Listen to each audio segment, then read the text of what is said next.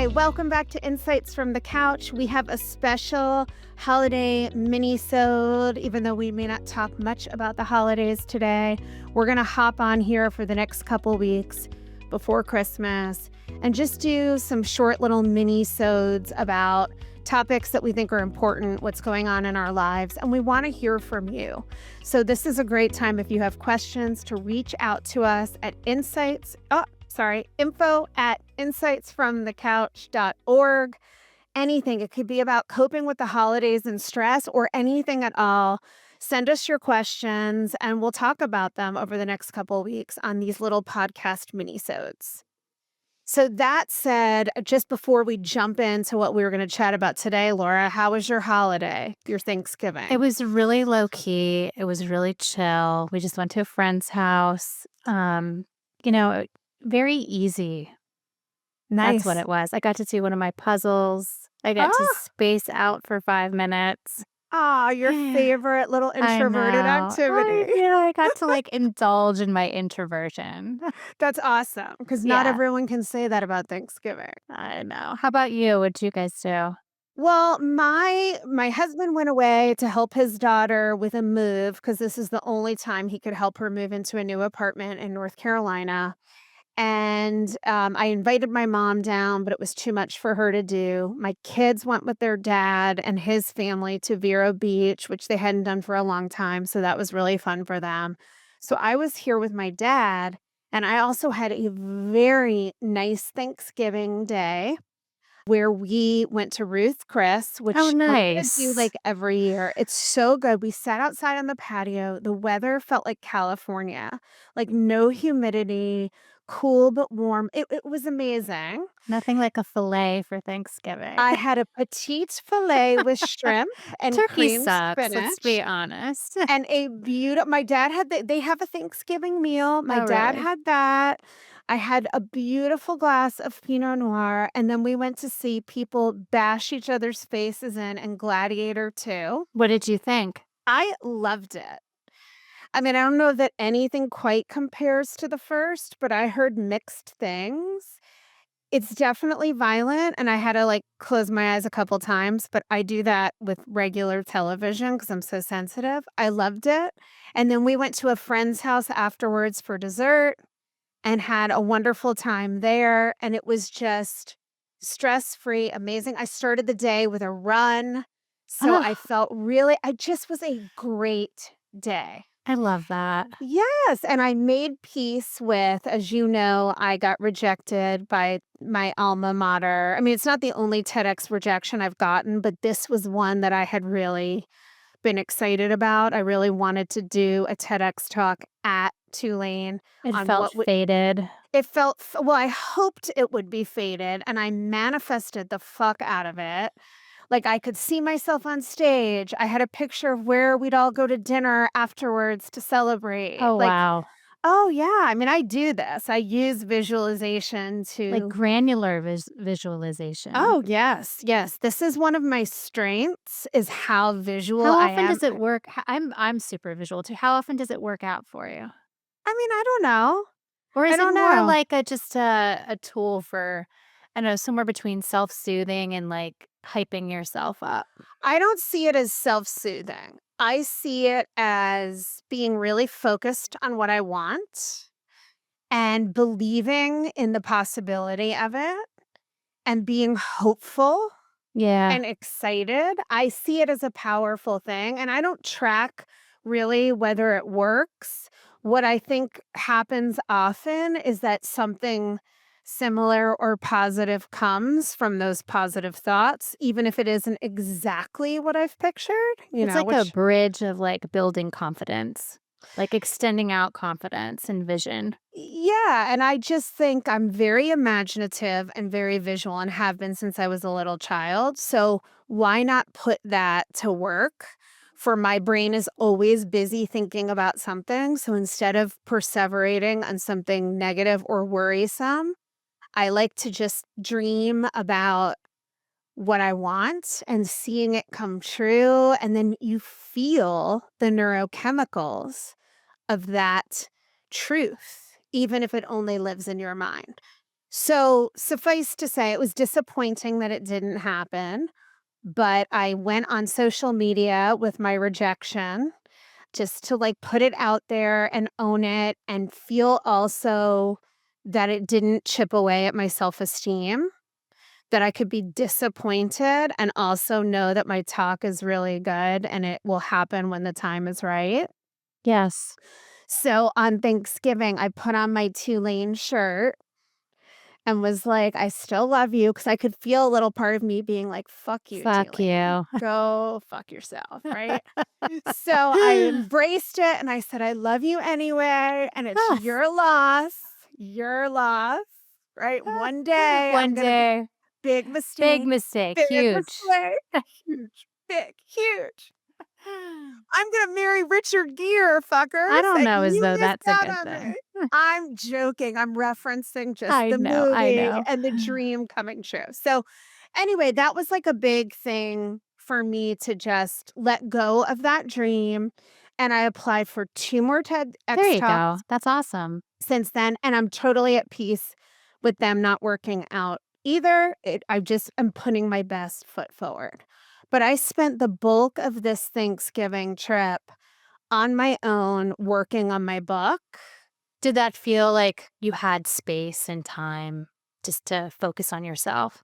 It did, but I could also feel how the procrastinatory mechanisms, because it's a lot of work, Yeah. Focused work. focused work. Detailed. Oh my gosh, Saturday, my eyeballs hurt, my brain Ugh. hurt. Yeah. And before I got into it, like before Thanksgiving, I cleaned out my earring drawer. See, that's exactly where it I takes mean, you, my right? earring drawer? Anything sounds better I than sitting and like, color coded my short sleeve versus my long sleeve tops. I cleaned out the pantry. I mean, I vacuumed, I double vacuumed, I laundered towels that didn't need yeah, laundering. I do shit like that all the time. Oh my god, and I was aware, I could hear the little voice going, "Stop, you're procrastinating." Like, it feels so Herculean to get started with these complicated edits. But you're like, just one more thing and then I can settle down. Yes. Yeah, I couldn't stop, and then finally, I had to, like, lovingly redirect, and I will say, I use the Pomodoro method Yeah, almost yeah, yeah. every time to get started, it really So works. what is the Pomodoro? It's like the tomato where you do like what, 30-minute intervals or hour? 25 s Okay. so it means Pomodoro means tomato in Tomato. Italian, and I Do you forget have a the tomato timer? no, no, no, no, no, no, no. No, that No, like the doesn't even real old school, like little tomatoes. Have you ever seen no, but them? it's cute. It's Yeah, yeah, yeah, cute. yeah. And maybe is that where it's from? I think so. Like the little like old fashioned kitchen timers that like were in the Okay. shape of a tomato. I re I I've seen remember them. that. Yeah. Yeah, so I don't know, I remember once reading the story of the person who came up with it, but it really to me, it's really more it's supposed to be twofold benefit, and this is not just for writers, like, this is something you can use for any challenging task. But 1 is that you don't procrastinate, and 2, that you work in a way that allows you to have the most energy and get more done. Yeah. So it's you do 25 minutes, a 5-minute break, and you do, I think, 3 of those. Then you take a 3 or 4, I can't remember. Then you take a 25-minute break, and then you do another group. And when I started writing, I discovered that writers do these things, this is all new to me, where they, like, meet and write furiously together, or and they'll meet online. I forget what they call it. It's So like I an did accountability room. sprints. They're called Yeah. sprints. So I've done a couple of those in the past where a friend of mine named Paige, who lives out west that I met through writing community, invited me to one she goes to, and you hop on and you do the Pomodoro and everyone does it at the same time. That's a great method. I mean, does you Yes. find that it helps you Yes. stay the course? Yeah, I have such wayward, rebellious parts that accountability doesn't always work as well for me as it works for other people. Like, I'll just say, fuck it. Sorry, I know I said I'd do it. I'm out. But if I'm in the right frame of mind, it definitely helps because you have the collective companionship of others. Yeah. No, that's cool. So anyway, that's my life. I got a lot done. Love it. Yeah. All right, what are we talking about today? Because we have a whole thing. Yeah, so let's just talk a little bit about this as we're chatting before we get too far away from that great Women's Health Conversations Summit we went to a few weeks ago here in Lake Nona that Dr. Vonda Wright puts on. And some of you guys probably heard she was a guest on our podcast. She had Dr. Marie Claire Haver there and so many other world renowned female doctors who are the top of their field. It was so inspiring. Just the careers of these women are just insane, and they are just Insane. living their best life, And they're truly. smart as shit and really committed to making this information accessible. And we Yeah, learned a lot about perimenopause and menopause, right? totally. I definitely learned a lot. What was one of your biggest takeaways? I was so taken in by the women and their careers. I was like, "Ugh, I kind of missed the boat on some things." Like, I know, but right? that was one of my biggest takeaways.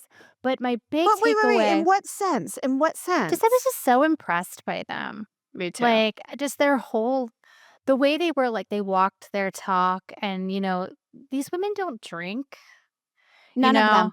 None of them, None of them drink. that should be, like, a big flashing wake-up call for They were everyone. unanimous in their messaging, and we're talking cardiologist, urologist, orthopedist, Oncologists. oncologist, every single one, chiropractor, Yeah. therapist, Yeah, everyone said physical trainer, everybody. no amount of alcohol is good for you. It's actually really detrimental, causes cancer, and particularly in perimenopause and menopause, either cut it out or limit it Extremely, tremendously. tremendously. So I was blown away by that. I just Me thought too. they all seem to have lifestyles that really support their message, which was Yeah. incredible. I was most blown away by, well, not blown away. I guess my revelatory piece is just how menopause is now being thought of. Whereas, like you said, or Vonda said in our podcast, menopause is like one day. But Yeah. really, what perimenopause and menopause is a slow leaking or reduction of estrogen in the system, and that is a huge systemic change Yep. for women and a risk for our heart health, for our Yep. bone health, for our neurological health.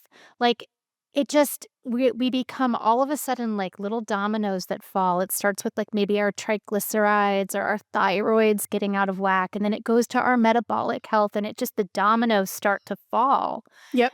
And it doesn't need to be this way was the other piece that I took away. Like, this is something that we've allowed women to go through because no one really researches women after their reproductive years. So we're Because like nobody this, cares yeah, we're like historically. this white space of If like, we're no longer yeah, hot, fuckable, and able to make babies, we yeah, might as like well let go them in the go. corner and die. Yeah, Yeah. shrivel up and die. But So, God forbid a man can't get an erection. yeah, We're gonna stop the world and devote billions of dollars to making sure he can keep going. It actually right. makes me angry if you can't tell. It makes me angry and sad too. I mean, it just and I still don't know what the right answer is for me, and I don't know if you walked away. I have certain risk factors that probably make me not a great candidate for HRT, hormone replacement therapy, but the message I got from this conference was that you can start replacing estrogen prior to having symptoms, major symptoms of Yep. menopause or going through menopause. Right. So I think this is the major thing is that we have, according to this group of experts, right? And we're just sharing what we've heard. Obviously, everyone's different. And they were very clear do your own research, the importance of perimenopausal and menopausal literacy, right? So look into it for you. But that women have been told historically, in addition to the fact there hasn't been any research really done on our symptoms and our suffering during this phase, because perimenopause starts as early as mid to late 30s, which people It's don't wild. realize. Right, right. And the average menopause age is about 52, and I'm 51. So I It's guess it's here. coming. Yep. And that we've been misled about the risks of hormone replacement therapy. Because what I heard is even if you have a history of cancer, replacing estrogen can still be safe, and that estrogen is what really takes care of all of our organs in the body. And that what I got out of it is there's more risk to not replacing estrogen as you lose estrogen than there is to doing it by far. Yeah, I heard that too. I when Vonda Wright gave the example of like this case that she says she often sees where she walks into like an OR or like just I guess the hospital and she meets a woman who's in her 70s Yeah. who's broken a hip Yep. and is now incontinent and they're trying to see if they can get her ready for surgery and they realized she's like riddled with heart disease Oof. and mildly demented I and know. that's such a common scenario for And how women. about all these doctors using the word demented left and right? It sounded so weird, but that is what comes up a lot. That's another aspect, what it does to your brain and your cognitive functioning. And women are at like a way higher risk for Alzheimer's and dementia than men. This is just a common thing. I think Dr. Lisa Mosconi's work, she writes The Menopause Brain, all Mm, about like, they call it diabetes type 3 now, yeah. which is it's all the same systems. It's all the same metabolic systems in our body that it's going to manifest one way or another. Right. And so the a concept that I heard that I thought was interesting was senescence, which is this Mhm. cellular death. And, I'm not a medical expert, but what I got out of the conference was that if you don't have enough estrogen coursing through your system, it contributes to this like mitochondrial dysfunction and cellular death Yep. that really impacts all of our organs and really is deleterious to our mental and cognitive functioning and our physical health. So what it made me motivated to do, I don't know what I'm gonna do either, but I haven't gotten the results yet. No, I didn't do the blood work yet. I saw my endocrinologist because I have Hashimoto thyroid disease, which coincidentally developed around the time I started going through perimenopause. There it is. Yep, and I didn't know I had it. I didn't have symptoms, but my thyroid, which is supposed to be 0.45 to 4, was at a 10, which they couldn't believe I could even get out of bed, but I was like, "Fine." But I gained a massive amount of weight, and it wasn't all just from that. I mean, I wasn't eating that well during that time, but the amount of weight, I mean, I think I gained 30 pounds or something in a very short span of time was definitely accelerated by my poorly functioning thyroid. So when I went to my endocrinologist for this last appointment, I said, I want to test. We tested my estrogen and testosterone and all of that about a year ago because I've had an ablation and I don't get periods and I will not know when I'm in menopause. But I said, I want to do it again because I want to be able to make an informed decision about whether or not if my estrogen's low this year, it wasn't last year. Do I need to start taking? And I already take progesterone because my progesterone was low last year. Yeah. And I'd been so mentally conditioned to think that was potentially hazardous that I was terrified to take the progesterone. So this conference really reinforced for me that that's probably a very good thing to do. And just because like my mom never replaced any hormones or anything, and maybe some people didn't in the past, but we know a lot more now. And the risk of heart disease alone, 1 in 3 women dies of heart disease, Yep. right? And osteoporosis, I mean, replacing hormones can really help prevent those things. And Absolutely. muscle mass. Ah, So that was talk the about that a other little, huge because yeah, thing. because you're already on that train. I'm about to get Yeah. on. I mean, this is the thing. This is the physical piece of what they preach is that your ability to have muscle, well, we don't make muscle at the same rate we do, Right. when we're younger. It's very hard to make and keep muscle mass at this age. But they're a big proponent of lifting very heavy and I mean Yes. really heavy. Yeah. And we talked about that with Vonda Wright, but it's like, bench pressing, 60 pounds or 50 pounds or whatever you can kind of Whatever's get up. heavy for you, Yeah, which but I for mean, me is like 4 ounces. right, but it's still like way heavier than you would Yeah. guess to Yep. build muscle at this age. And then supplementing with like creatine is another big thing that they're really on top of. And the muscle mass that you have on your body, Vonda Wright says, is like the thing Yep. that will buffer your metabolism, Yeah. and it will help you age gracefully, and it will also help buffer against all these health risks. Yep. So it's a huge focus. And also they're into a lot of zone 2 cardio and not running, not these like, sweat sessions where you're dropping on the ground, which a lot of us are used to. It's a lot of walking. But walking at a brisk pace, because I think Yeah, the zone 2 is your heart rate being around 130 to 140 in right. that zone. So and it's interesting because I've been walking more since the conference. I really have let my fitness go. I mean, I am like Play-Doh. Maybe that's even generous to my muscles to call them Play-Doh. So I came out of this determined to get back Yeah. into weight training and really build muscle before I hit menopause and not let it go again. Because for a while I was on a really good path with it.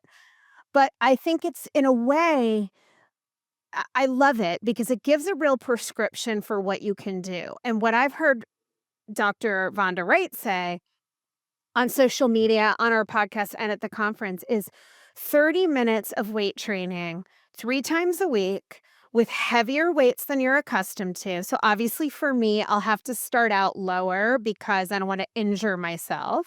Yep. But to really get there and start building that muscle, and they're not as focused on the cardio, but what I'm envisioning for my workout routine, instead of like running or those things as much that can also hurt you, doing brisk, fast walking, maybe 3 times a week for 30 minutes, and then 3 times a week, 30 minutes of like weight training. Yeah, yeah. To me, that feels like, for me, a sweet spot and something that I can maintain. Yep, no, I think you gotta start wherever you can start and do what you can maintain. And I you I'm do. Tell what you do because I I think do it's I do 3 great. days. I go to F45, so that's I don't know if people know what that is, but it's functional 45, like, fitness. They're everywhere, but I like it because you don't have to think too much about it. I do the weight days there, so it's 45 minutes of weight training. I On the days that I don't weight train, I run or I walk. I run for mental health. Like, I have to kinda get that Yeah. heart rate up and Yeah. sweat to feel like I've cleaned my brain out. Oh, I agree with Um, that. so some of the running's just for mental health, but then I walk as many days as I can. My husband and I walk a lot together, It's so nice. I do that on the off days. Steve and I struggle to walk together because I walk really fast and he walks really slow. It's like Yeah, that totally our sucks. our life. Like I'm You can't fast, keep he's up. slow. Yeah, we're on totally different speeds. So I'm always darting ahead and circling back. But no, I think I'm with you on the running. The benefit mentally when I get my heart rate up is Yeah. great. But I told you I bought a package to F45, so I'm gonna try to join you there. I'm just trying to get Yay. myself going a little. And I think what when we can talk about this more again, but I think what we're really saying here is that I loved Vonda's quote, menopause is inevitable, but suffering is not. Yeah. So educate yourself, read, talk to your doctor, talk to multiple doctors because you don't know how up each doctor is on the latest information, especially depending on their specialty. Get your weight training in, consider supplementing with creatine, Yep. and look into your hormonal levels. At least get a baseline. And if you're low on stuff, make a decision that's right for you based on the current research on hormone replacement therapy, because that estrogen can be so critical, not just for how you feel or look, but like how long you live. Yeah. And not all doctors are up on this. Right. They're kind of like when I talked to my doctor about it, she said, "Well, are you having symptoms?" And I was like, "No." And she's like, "Well, I mean, they don't have much to offer. You kind of Oh, have to go after this information." yeah. Yeah. So Yeah, my doctor said, "Well, since you have an ablation, we won't know when you're in menopause. So around 52, we'll test you and you're fine till then."